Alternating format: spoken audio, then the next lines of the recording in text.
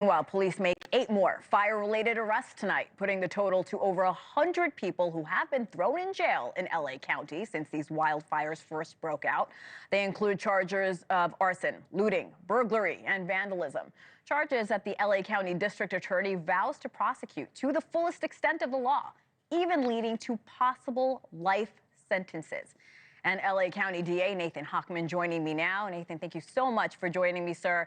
There's a personal side of this for you, and I want to ask, because I heard your sister lost her home in these fires. You had to evacuate. How are you and your family doing tonight? Well, thank you very much for asking. It's difficult. Myself and my family had to evacuate on January 7th. Been out of our house ever since then, but it's not just us.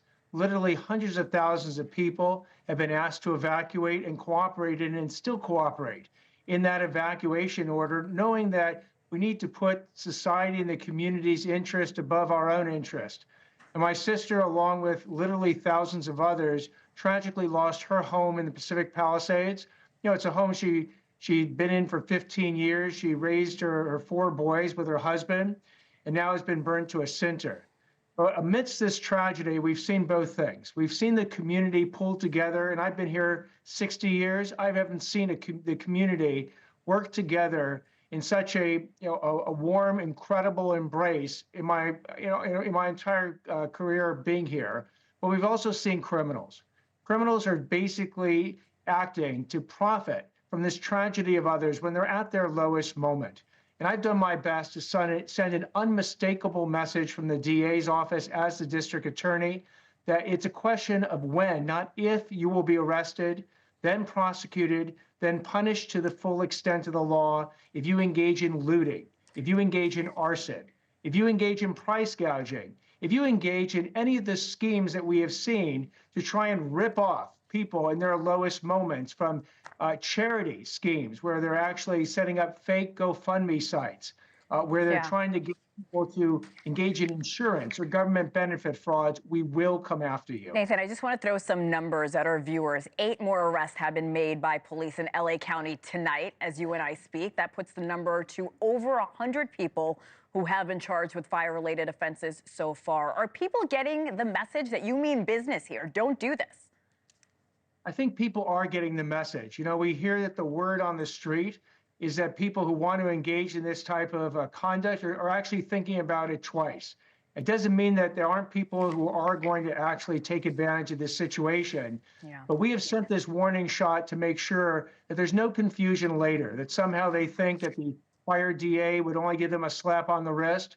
The charges that we filed today carry with them a range of prison time, 3, 6, 9 years, all the way up to 25 years, and others are looking at life in prison. Justice will come swiftly in these cases, and it will be significant. I am curious. You are planning on making looting a felony with potential life sentences if convicted. How is that even possible? Can you do that? So the way you get life sentences is that a person is a 3-strike offender in our system. It means that they actually started out with 2 strikes, 2 violent or serious crimes for which they have been convicted and went to prison. And now they commit the 3rd strike. The video you see are individuals engaged in 1st-degree residential burglary, which is a 3rd strike offense. If they are convicted and we prove that case beyond a reasonable doubt, 2 of those individuals are looking at the maximum of life in prison as 3rd strikers. So again, we were seeing the full range of criminals committing these acts, from people who have no criminal history all the way up to people with at least 2 violent or serious crimes on their record. Our correspondent Brian Enton spoke to a stayer yesterday. This is someone in Altadena who is protecting their home. They were armed. What message do you have for the stayers that are still in LA County? Let us do our job. I will tell you that the firefighters are out there protecting you and have saved lives. Law enforcement, working with the National Guard, is out there 24 hours a day to bring back security and our stability in our society. Too many of the people who have already been reported dead during the fire were people who stayed behind thinking that they could save their residents. Turns out that when you're dealing with fires that were propelled by 70 to 100 mile an hour hurricane winds, that you might be there with your garden hose trying to protect your property, but you don't have a chance. Thanks so much for watching. Go to joinnn.com to find NewsNation on your television provider. And don't forget to click the red subscribe button below to get more of NewsNation's fact-driven, unbiased coverage.